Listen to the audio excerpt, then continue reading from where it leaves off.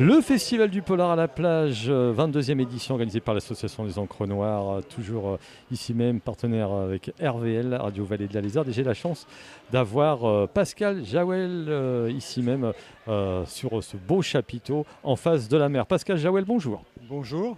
Alors, ça fait plaisir de voir la mer. Le Havre que vous connaissez peut-être un peu, parce que je crois que j'ai cru voir que vous êtes de Rouen. Ben, je suis de Rouen, mais natif du Havre, donc je connais très très bien. Ah oui, alors oui, effectivement. Donc vous venez un petit peu, alors peut-être pas à domicile, puisque vous êtes maintenant rouennais. C'est la première fois que vous venez sur ce festival?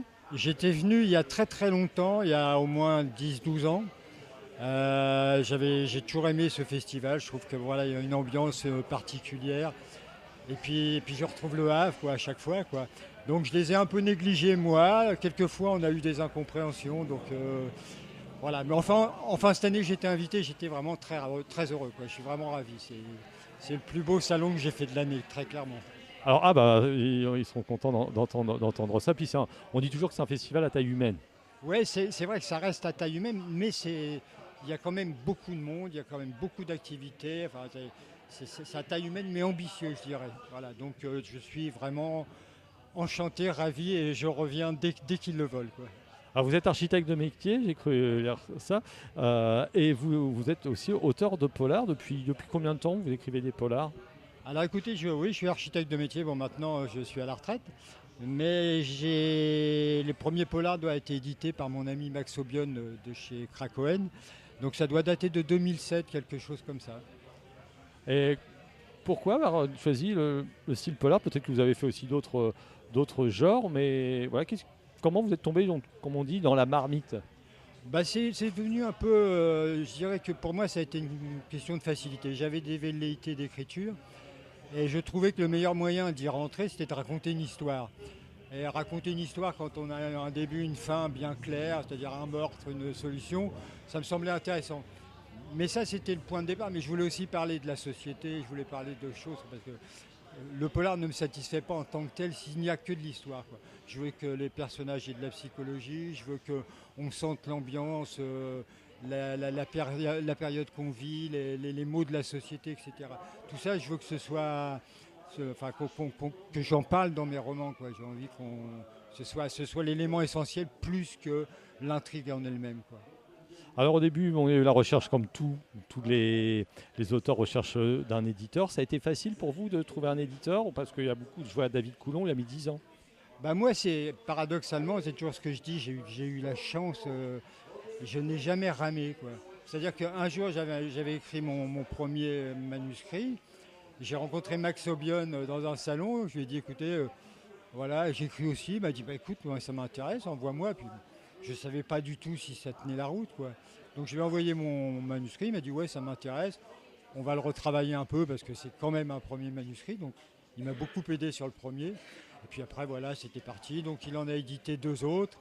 Et puis Max ayant arrêté Krakowen, j'ai proposé aux éditions La Joanie un nouveau roman que j'avais écrit. Et sans discuter, il m'a dit ok, mais je t'en prends deux. Donc il a fallu que j'en écrive deux. Et puis voilà. Et puis bon, bah là, je suis aux éditions Avalon. Pareil, parce qu'on m'a proposé quelque chose d'enthousiasmant, quoi. Donc voilà. Mais moi, j'ai jamais eu. Enfin, peut-être que j'ai pas l'angoisse de ne pas être édité, donc j'ai jamais trouvé que c'était un parcours du combattant, quoi. Alors vous, est-ce que vous avez un personnage fétiche dans vos livres, un enquêteur ou une femme, un homme? Est-ce que vous pouvez l'expliquer? Oui, oui, tout à fait. Moi, je suis peut-être un peu fainéant, mais dans le premier roman, j'ai trouvé un personnage avec une personnalité, une psychologie qui m'intéressait, qui me plaisait. Donc je le réutilise avec toute sa bande, ses copains, sa hiérarchie, etc. Et donc ben, on le retrouve dans tous mes romans. Alors chaque roman c'est des one-shots, c'est-à-dire qu'il y a un début, il y a une fin. On peut les lire indifféremment, il n'y a pas d'ordre, mais on retrouve toujours les personnages et cette ambiance. Et mes lecteurs apprécient apparemment parce que voilà, ils savent, enfin ils vont pas être surpris par ce qu'ils vont découvrir dans le bouquin, quoi. Alors ces histoires se passent plutôt dans la région? Ça se passe à Rouen pour l'essentiel, sauf un qui se passe au Havre, parce que bon, étant natif à un moment donné, il faut quand même que je parle de cette ville que j'aime tant. Et donc c'est Sous pression qui s'appelle. Et je crois qu'il doit être épuisé, donc je vais voir peut-être pour le faire rééditer parce qu'il me tient particulièrement à cœur, quoi. Alors justement, parlez-nous de vos derniers romans. Alors le dernier roman, il s'appelle Opération Place Nette. Bon, il se situe dans la région de Rouen, sur la rive gauche plutôt. Et c'est une enquête où BHL est confronté à des meurtres chez les dealers. Alors c'est marrant parce que vous l'avez appelé BHL. Voilà, il s'appelle BHL parce qu'en fait, de son nom, c'est Bertrand Hilaire le Jeune. Et j'ai trouvé que pour le fun, c'était assez drôle de le nommer comme un philosophe alors qu'il n'est pas du tout un philosophe. Voilà, donc il enquête donc, dans le milieu de la drogue. Et comme souvent dans mes romans, c'est un peu un miroir aux alouettes. Il ne faut pas se fier aux apparences. Il n'y a pas que des vilains dans le milieu de la drogue, quoi. Donc voilà, c'est un peu la morale de l'histoire. Oui, naturellement, on ne va pas raconter tout. C'est le but aussi des polars, si on commence à tout raconter. On ne va pas spoiler comme on dit maintenant. Donc voilà, quand c'est comme ça, c'est des lieux que vous connaissez un petit peu. Bon bah oui, si ça se passe dans la banlieue rouennaise, vous retournez sur les lieux un petit peu pour vous mettre un petit peu dans l'univers d'une séquence à un moment. Ça peut m'arriver souvent de nuit de dire tiens, je vais aller sentir un peu l'atmosphère, l'ambiance du coin. Mais sinon, je connais très très bien. C'est pour ça que en fait, je situe toujours mes histoires. C'est pas du polar régionaliste. Je récuse un peu cette. Mais j'ai besoin que ce soit ancré dans des lieux que je connais. C'est pour ça que j'écris sur Le Havre et Rouen. Toute proportion gardée, je pense que tous les plus grands polardeux américains ont une ville fétiche. Et moi j'aimerais que si j'habitais Le Havre, ce serait forcément Le Havre. Mais comme j'habite Rouen et que je connais maintenant aussi bien Rouen que Le Havre, ça se situe sur Rouen, quoi. En plus, habiter Le Havre et puis être architecte, ça va. Je suis gâté, j'avoue, je suis gâté.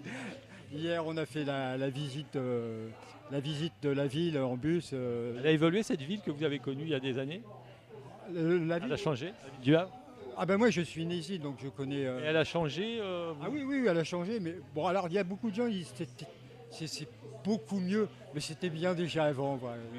Je suis d'accord. Voilà, c'était une autre ambiance, mais comme toutes les villes, je dirais, parce qu'on a toujours tendance à penser qu'il n'y a que certaines villes qui ont changé. Toutes les villes ont changé. Donc, parce que c'est vrai que moi je suis né dans les années 60, la guerre était encore proche, quoi. Il y avait d'autres priorités que l'architecture, l'habitat, les équipements, etc. Donc bien évidemment les villes ont changé, quoi. Alors Pascal Jawel, est-ce que vous avez d'autres projets? Est-ce qu'il y aura une suite de cette opération Place Nette ou BHL continuera Il n'y aura pas de suite, c'est sûr. Je vous dis à chaque fois c'est un one shot, mais BHL forcément a repris du galon. Et il est à l'œuvre, vous inquiétez pas, je pense qu'il reviendra. Justement, est-ce que vous faites partie des auteurs, entre guillemets, alors j'aime pas trop ce terme-là, un peu feignants qui essayent de faire un livre tous les 2-3 ans? Et je vois là, il y a un auteur, je ne sais plus son nom, mais il sort 2 livres par an. Moi, c'est très long, ça peut même être plus que 2 ans. C'est-à-dire que je suis un peu feignant déjà, oui. Et je suis très angoissé. Alors, je pense que chaque bouquin, il doit être écrit 2-3 fois. Quand je l'écris une première fois, je fais un premier juge, je recorrige. Et jusqu'à ce que je l'envoie à l'éditeur en disant voilà, c'est fini, j'ai toujours cette angoisse qu'il ne soit pas bien. Donc je le reprends. Est-ce que vous avez d'autres passions que le roman? Pourquoi pas de la peinture, la chanson, du théâtre? Je dessine aussi, c'est un peu de la déformation professionnelle, mais j'illustre des marque-pages que j'offre avec les bouquins. Et puis donc j'aime forcément dessiner, écrire. Puis je joue un peu de guitare malheureusement, pour les oreilles de ma femme entre autres, mais je gratouille. Moi, je suis très curieux et j'ai besoin de créer, quoi. Donc voilà, alors peut-être aussi c'est une façon de m'échapper un peu de l'écriture de temps en temps et de respirer, de prendre une respiration. Mais j'ai besoin de faire autre chose. Donc là, par exemple, je suis en période de dessin, je n'écris pas. D'accord. Et quand vous écrivez, c'est plutôt, on peut dire, le matin, vous avez toujours votre petit carnet avec vous, dans un train ou en vacances Non, mais l'écriture, oui, c'est vraiment le matin, parce que mon état d'esprit je me sens plus ouvert, je suis plus créatif le matin. Mais je peux avoir des idées l'après-midi. Par exemple, je fais beaucoup de footing et je pioche beaucoup d'idées en courant, quoi. Et après, il faut que je les note sur un papier, puis après, je les mets en forme, bien entendu. Mais les idées viennent à tout moment. De toute façon, oui, ou un sujet d'actualité, je lis le journal ou j'écoute la radio et il y a un sujet qui me perturbe, ça peut être le démarrage d'un bouquin, quoi.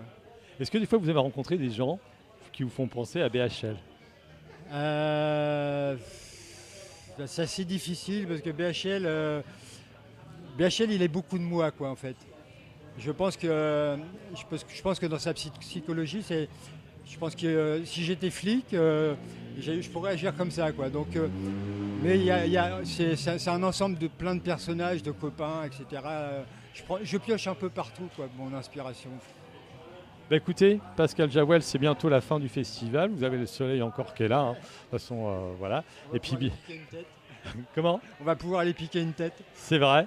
Et bienvenue encore une nouvelle fois dans votre ville de cœur. Et puis bonjour aux Rouennais alors. J'y manquerai pas. En tout cas, merci de votre accueil à vous et à toute l'équipe. Merci.